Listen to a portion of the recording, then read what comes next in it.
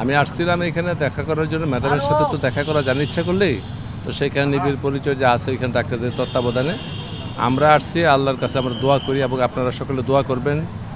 দলের তরফ থেকেও দোয়া চাওয়া হয়েছে, আল্লাহ যাতে ওনাকে সুস্থ করে আমাদের মধ্যে ফিরিয়ে দেন।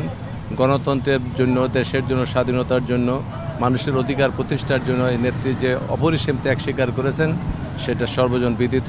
আজকে উনি যে অবস্থায় রয়েছেন সেইখানে আমরা শুধু মানুষের কাছে দোয়া চাই, আল্লাহ যেন ওনাকে সুস্থ করে পরিপূর্ণ নিয়ামত সুস্থতার দান করে আমাদের মধ্যে ফিরিয়ে দেন এবং জাতি খেদমত করার জন্য তৌফিক আল্লাহ তাকে দেন।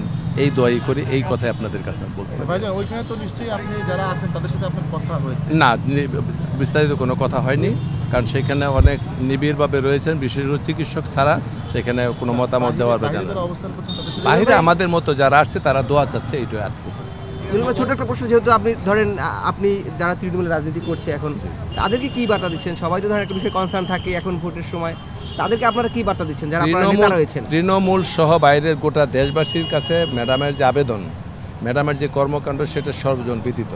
কারণ গণতন্ত্রের জন্য, মানুষের অধিকার প্রতিষ্ঠার জন্য, দেশের জন্য যা করেছেন সেটা তুলনা করা দুষ্কর।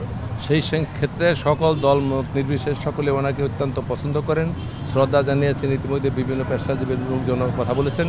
তো সকলের প্রতি আমাদের দাবি, আমাদের অনুরোধ যে আল্লাহর কাছে যেন সকলে দোয়া চান, আল্লাহ যেন অনেকে পরিপূর্ণ সুস্থতা দান করেন এবং আগের মতো যেন ফিরে এসে মানুষের খেদমত করতে পারেন। এখন কি ভেতরে কারা দেখা করার সুযোগ নেই নাকি? না।